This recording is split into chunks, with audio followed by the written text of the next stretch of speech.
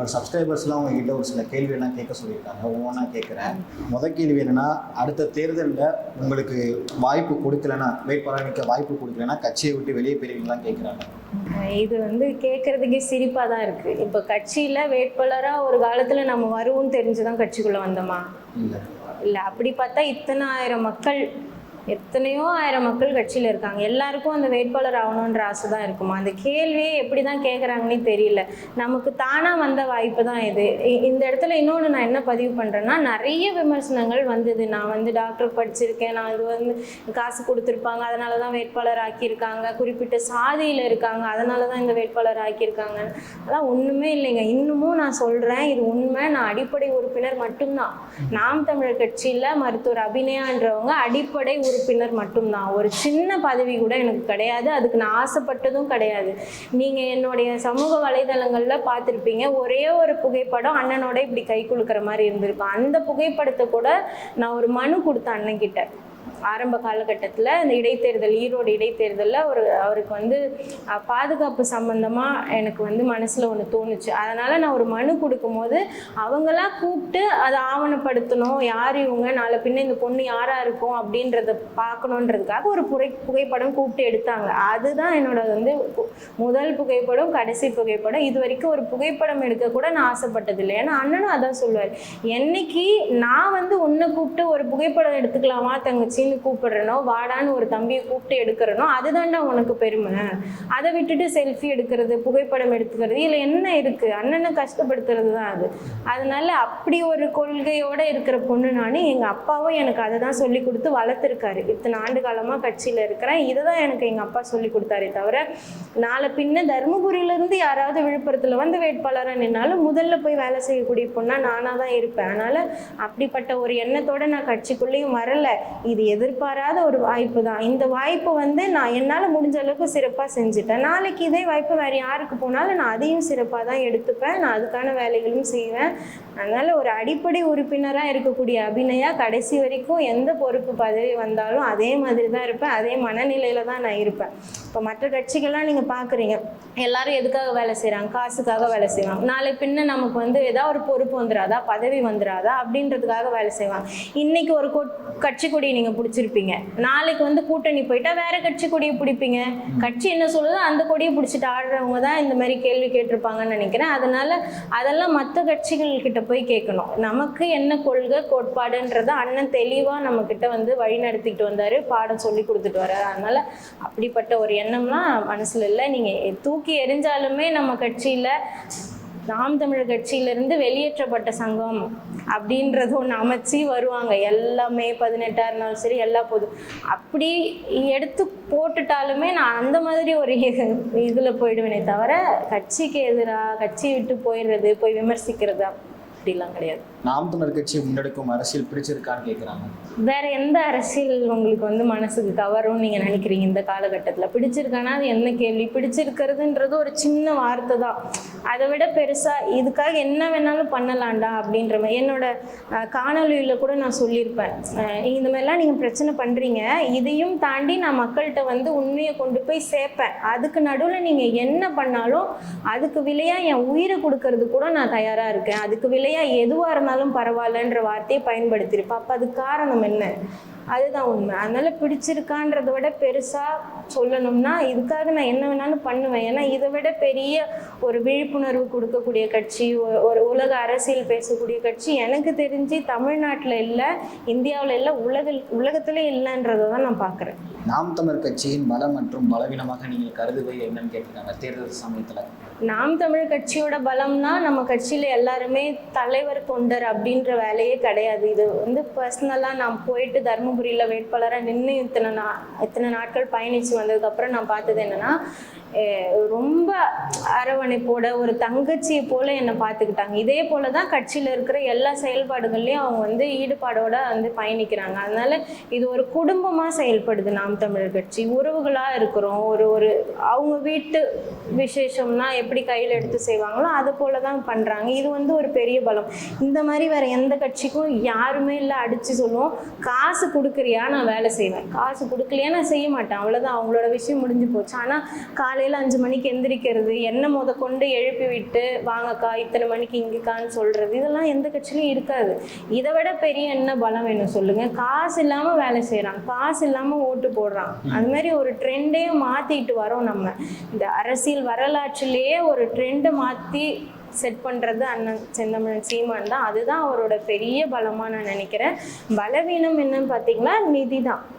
கொஞ்சம் நிதி நமக்கு வந்து தேவைப்பட்ட அளவுக்கு இருந்ததுன்னா இன்னும் சிறப்பாக பண்ணலாம். மக்கள்கிட்ட கொடுத்து வேலை வாங்குறது கிடையாது, நமக்குன்னே நிறைய விஷயங்கள். இப்போ 10 போஸ்டர் அடிக்கிறோன்னா ஒரு 20 போஸ்டர் 50 போஸ்டர் எக்ஸ்ட்ரா அடிப்போம். நிறைய இடத்துல நீங்க பாத்தீங்கன்னா சுவர் எல்லாத்தையும் பிடிச்சிட்டாங்க, முன்னாடியே பிடிச்சி அவங்களோட சின்னத்தெல்லாம் ஒட்டிட்டாங்க. அதனால நம்மகிட்ட இருந்தது போஸ்டர் அடிச்சு கையில கொடுக்கறது, அப்புறம் சின்னம் ஏதாவது ஒரு 2-3 இடம் இல்லைன்னா அங்க நம்மளோட சின்னங்கள் வரைகிறது. இதுக்கெல்லாமாவது நிதி தேவைப்பட்டிருக்கும் இல்லையா? அந்த மாதிரி கொஞ்சம் நிதி அதிகமா இருந்திருந்தா இந்த மாதிரி கொஞ்சம் சிறப்பா செயல்பட்டிருக்கலாம். நீங்கள் தமிழ் தேசியவாதியாக உருவாக காரணம் என்னன்னு கேட்டிருக்காங்க.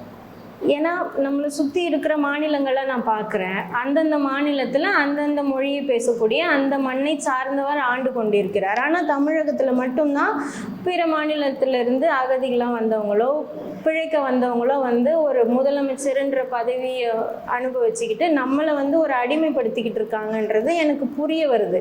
கொஞ்சம் நான் உண்மையை சொல்லணும்னா தமிழின தலைவர்னு கருணாநிதி ஐயா கலைஞர் கருணாநிதி நினச்சிக்கிட்டு இருந்தேன். இதுதான் உண்மை. இப்போ சமீபமாக தான் எனக்கே தெரிய வந்தது அவர் தமிழ்நாட்டை சார்ந்தவரே இல்லைன்னுட்டு. இது தெரிய வந்ததுக்கு அப்புறம் உண்மையாகவே எங்கள் அப்பாட்டெல்லாம் சொல்லி நான் ரொம்ப வருத்தப்பட்டேன். அப்பா இந்த அளவுக்கு எப்படிப்பா நம்மளை ஏமாற்றி வச்சுருக்காங்க? நான்லாம் நினச்சிக்கிட்டு இருக்கேன் நம்ம பெரிய பொண்ணாயிட்டோம், நமக்கு எல்லாம் தெரிஞ்சிருச்சு. ஆனால் இது கூட தெரியாமல் நம்மளை இப்படி நூதனமான முறையில் ஏமாற்றிக்கிட்டு வச்சுருந்துருக்காங்க. அப்புறம் இது யார் தப்புப்பா? இது உங்கள் தப்பு. ஒன்று நீங்கள் என்கிட்ட இதெல்லாம் சொல்லி வளர்க்கல, இல்லாட்டி நம்ம சமுதாயத்தோட தப்பு, இல்லாட்டி மேலே இருக்கிறவங்களோட தப்பு. அதனால எனக்கே கொஞ்சம் கொஞ்சமாக புரிய வந்துச்சு. இப்போ பக்கத்தில் இருக்குது காட்ஸ் ஓன் கண்ட்ரின்னு சொல்கிறாங்க. கேரளாவை பார்த்து நான் பொறாமப்படுறேன். என்ன இப்படி இருக்கு, இப்படியும் இருக்க முடியுமா? ஒரு நாள் நீங்கள் போனீங்கன்னா அங்கேருந்து வர்றதுக்கு மனசு வராது. ஏன்னா அந்தளவுக்கு ஒரு பசுமையாக இருக்கும். இப்போ தருமபுரி எடுத்துக்கோங்க, எங்கன்னா கண்ணுக்கு காட்சி பச்சையாக கண்டுற மாட்டோமான்ற ஒரு ஏக்கத்தில் நான் இருந்தேன். அப்போ உங்களுக்கு என்ன தோணும் மனசில்? ஏன் இப்படி இருக்குது? நான் எல்லா மக்கள்கிட்டையுமே அதான் சொல்லுவேன். பக்கத்தில் இருக்க கேரளா மாநிலத்து போல் ஏன் தமிழ்நாட்டை மாற்ற முடியாதா? தருமபுரியை மாற்ற முடியாதா? ஏன் இங்கே தண்ணி வராதா, காவிரி வராதான்ற மாதிரி தான் நான் கேட்பேன். ஏன்னா காரணம் அங்கே அந்த மண்ணை சார்ந்தவன் ஆண்டுகிட்டு இருக்கான், இங்கே அந்த மண்ணுக்கு அறவே சொந்தமற்றவன் ஆண்டுகிட்டு இருக்கான். அதனால நம்ம மக்கள் மேலே ஒரு பாசம் இல்லை, ஒரு பயம் இல்லை. இவங்க நம்மளை கேள்வி கேட்பாங்களோன்ற பயமும் இல்லை, ஒரு பாசமும் இல்லை.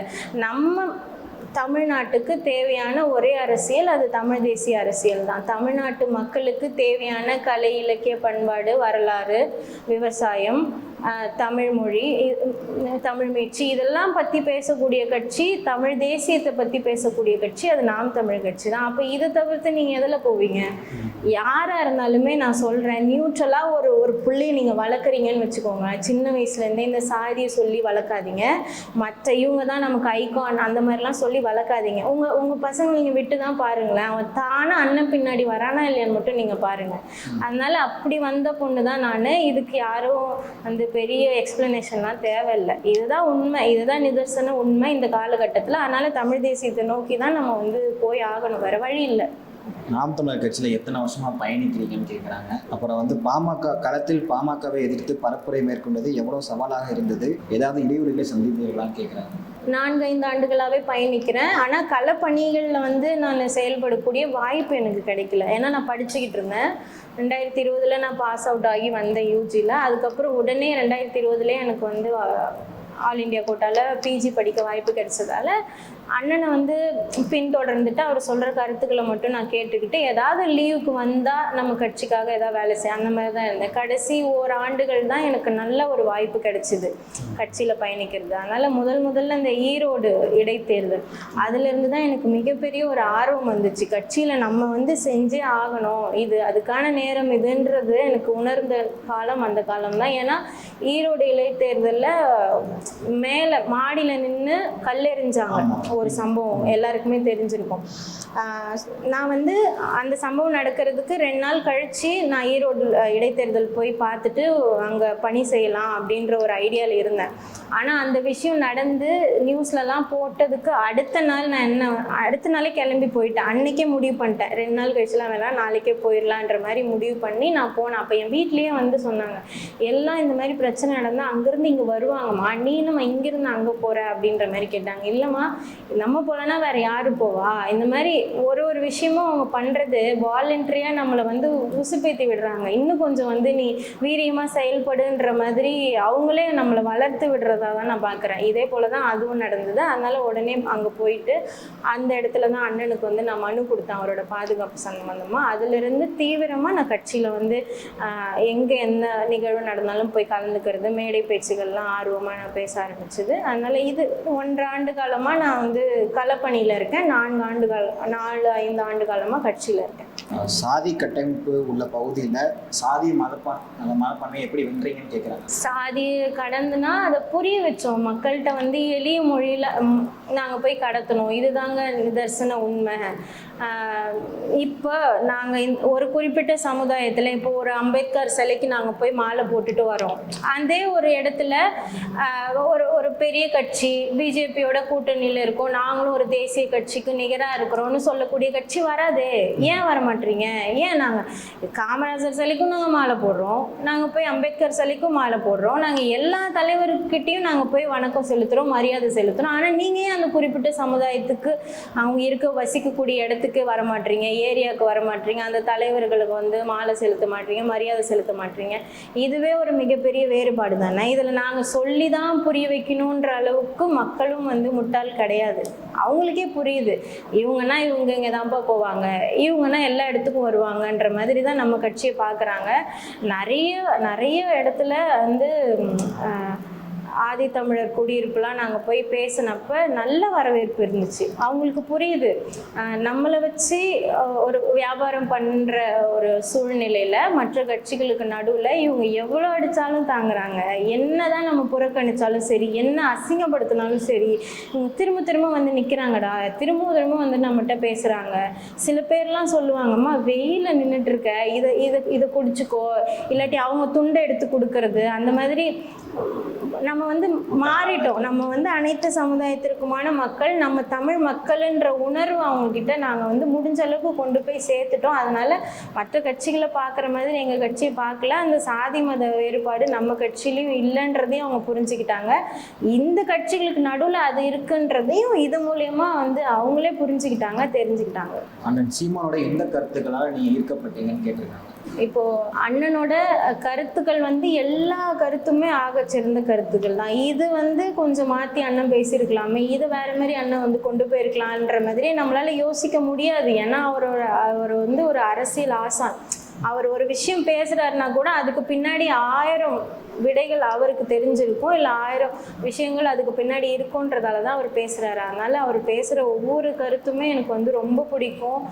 இது வந்து நமக்கு கொஞ்சம் பிடிக்கலனா கூட இதுக்கு பின்னாடி ஏதாவது ஒரு காரணம் இருக்கும்பா. இப்போ மற்ற கட்சிகளை பற்றி விமர்சிக்காதீங்கன்னு சொன்னார், அது வந்து ஆனால் அதுக்கு பின்னாடி வந்து ஒரு உண்மை இருக்கும், ஒரு காரணம் இருக்கும்ன்றதால எல்லாமே அண்ணன்ட்ட பிடிச்ச விஷயம் தான். அண்ணனாலே பிடிக்கும் அப்படின்ற மாதிரி எனக்கு இருக்குது. அது இல்லாமல் அவரோட செயல்பாடில் வந்து நான் ரொம்ப ஈர்க்கப்பட்டது என்னென்னா, இப்போது மற்ற ஏதாவது ஒரு கட்சினா, இப்போ தேர்தல் அரசியல்னு ஒன்று இருக்குது, மக்கள் அரசியல்னு ஒன்று இருக்குது. தேர்தல் அரசியல்னா எல்லா அரசியல்வாதிகளும் என்ன பண்ணுவாங்க, எப்படி அவங்களோட செயல்பாடு இருக்குன்றது நான் சொல்லி உங்களுக்கு தெரிய வேண்டாம். 5 வருஷத்துக்கு ஒரு தடவை தேர்தலுக்கு மட்டுமே வந்து தலையை காட்டிட்டு போகிற அரசியல்வாதிகளும் இருக்கிறாங்க. எல்லா மக்களுமே அதான் சொல்கிறாங்க. ஐயா பொன்முடியை கூட நேரடியாகவே ஒரு பெண்மணி வந்து சொல்லிட்டாங்க, இப்போதான்ப்பா நான் உன்னை பார்க்குறேன் 5 வருஷத்துக்கு அப்புறம் அப்படின்ற மாரி ஒரு பாசத்தில் சொல்கிற மாரி அவங்க உண்மையை சொல்லிட்டாங்க. அதனால் இதுதான் நிலைமை, நிதர்சன உண்மை. ஆனால் அப்படி இருக்கக்கூடிய அரசியல்வாதிங்க மத்தியில் என்னுடைய அண்ணன் எப்படின்னா, 13 வருஷமாக இந்த மக்கள் வந்து ஒரு தோல்வியை மட்டும்தான் கொடுத்துக்கிட்டு இருக்காங்க. 13 ஆண்டு காலமாக ஏமாற்றிக்கிட்டு இருக்காங்க, கை விட்டுறாங்க. எல்லா இதெல்லாம் பண்ணுறாங்க. உனக்கு தான்ப்பா ஓட்டு, உங்களுக்கு தான் வந்து என்னுடைய வாக்குன்னு சொல்கிறாங்க. எல்லா கூட்டங்கள்லேயும் வந்து ஆரவாரம் பண்ணுறாங்க, எல்லாம் பண்ணுறாங்க. ஆனால் அது ஓட்டாக மாறுதா அப்படின்னா கிடையாது. ஏன்னா கடைசி நேரத்தில் அவங்க கொடுக்கக்கூடிய அந்த பணப்பட்டுவாடா பண்ணுறாங்க. இப்போ தருமபுரியிலுமே அது நடந்தது. கடைசி நாளில் ஒரு ஓட்டுக்கு இத்தனை இவ்வளோ ரூபாய் அப்படின்னு சொல்லிட்டு கொடுத்துட்டு, அதனால் அந்த எல்லாரும் அவங்களும் மனுஷங்க தானே, அன்றாட காட்சிகள், கூலி வேலை செய்கிறவங்க, அதனால் காசுக்காக மாறிடுறாங்க. அது வந்து தப்பு கிடையாது. அது அவங்களுக்கு அந்த மாதிரி சூழ்நிலையில் இந்த அரசியல்வாதிகள் வச்சுருக்குறாங்க. ஆனால் காசையும் வாங்கிட்டு நமக்கு ஓட்டு போடக்கூடிய காலம் மிக விரைவில் வரும். இது ஏன் சொல்கிறேன்னா, இதனால் நிறைய ஓட்டுகள் வந்து நமக்கு வந்து பிரிஞ்சிருது. ஓட்டு போடுறோன்னு என்ன இருந்தால் கூட கடைசி நேரத்தில் அந்த ஓட்டு வர்றதில்லை. அதனால் நிறைய ஏமாற்றங்களை வந்து அண்ணன் சந்திச்சுக்கிட்டு இருக்காரு. இதெல்லாம் ஒரு சாதாரண மனுஷனால் எதிர்கொள்ள முடியுமான்னு ஒரு செகண்ட் உட்காந்து பார்த்தா கூட நமக்கு பிரமிப்பாக இருக்கும். ஈரோடு இடைத்தேர்தலில் ரொம்ப நம்பணும், மிகப்பெரிய ஒரு நம்பிக்கை இருந்தது, அக்கா வென்று வந்துருவாங்க, இல்லாட்டி ஒரு குறிப்பிட்ட சதவீத வாக்காவது நமக்கு கிடைச்சிடும்ன்ற அளவுக்கு எல்லாருமே வந்து ரொம்ப ஆர்வமாக இருந்தாங்க, எதிர்பார்த்தோம். ஆனால் இதுக்கு முன்னாடி வாங்கின அதே வாக்குகளை தான் நம்ம நெருங்கி இருந்தோம். இப்போ ஒரு சாதாரண மனுஷனாக இருந்தால் எப்படி தோணும், இவ்வளோ உழைக்கிறோமேடா, இவ்வளோ பண்ணுறோமே, ஒரு பொது தேர்தல் இல்லைனா கூட ஒரு இடைத்தேர்தலில் நம்மளால் முடிஞ்ச அளவுக்கு எஃபர்ட் போடுவோம். 100னா 101 102% போடுவோம். அப்படி இருந்தும் இந்த மக்கள் நம்மளை ஏமாத்துறாங்களேன்ட்டு ஒரு செகண்டாவது நம்ம சோர்வாகும். ஆனால் இன்னைக்கு வந்து முடிவு வருது, நாளைக்கு அடுத்த இன்னொரு போராட்டம், ஏதோ ஒரு போராட்டத்துக்கு அண்ணன் போறாரு, அதை வந்து மீடியாவில் டெலிகாஸ்ட் பண்றாங்க. எனக்கு அப்பெல்லாம் எப்படி தோணுச்சுன்னா, என்ன மனுஷன் இவரு, நேற்று தான் தேர்தல் முடிவு வந்தது, இவ்வளோ ஒரு ஏமாற்றம் இல்லை, இருந்தாலும் மனசோர்வு இருந்திருக்கும். ஆனாலும் அடுத்த நாள் போய் களத்தில் நிற்கிறாரு, அடுத்த நாள் மக்கள்கிட்ட போய் நிற்கிறாரு, மக்களுக்காக போராடுறாருன்ற ஒரு அந்த செயல்பாடு தான் எனக்கு ரொம்ப வந்து பாதிச்சுது. இப்படியும் இருப்பாங்களா, அதுதான் எனக்கு ஒரு பெரிய விஷயமா தெரிஞ்சது. இவருக்காக என்ன வேணாலும் பண்ணலாம், இவர் பின்னாடி நிற்கணும் நம்ம அப்படின்றது தான் எனக்கு அதுலேருந்து நான் எடுத்துக்கிட்டேன். நிறைய பேர் உங்கள் தைரியத்தை பாராட்டி பேசியிருக்காங்க. இன்னும் ஒரு சில பேரை நீங்கள் வெற்றி பெறணும்னு வாழ்த்து தெரிவிச்சிருக்காங்க. எங்கள் வலையொலி சார்பாக நீங்கள் தர்மபுரியில் வெல்லணும்னு சொல்லி வாழ்த்து தெரிவிச்சிருக்கோம். எங்களோட இணைந்து பல்வேறு கருத்துக்களை பயன்படுத்தி நன்றிக்கா.